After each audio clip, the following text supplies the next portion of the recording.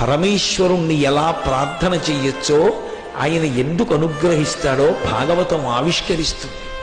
వాళ్ళు పిల్లల్ని పట్టుకుని వచ్చి అంటున్నారు, అనాథానాథ పాలింపవే అన్నారు.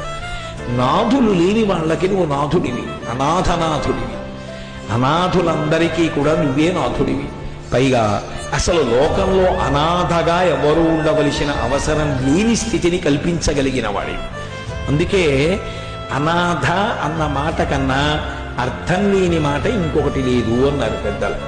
ఎందుచేత అంటే ఒక మాట ఉందనుకోండి, నామం ఉంటే రూపం ఉంటుంది. అలాంటి వాడు ఎవరో ఉండాలి అని. అనాథ అన్నాను అనుకోండి, ఎవరో ఉండాలి.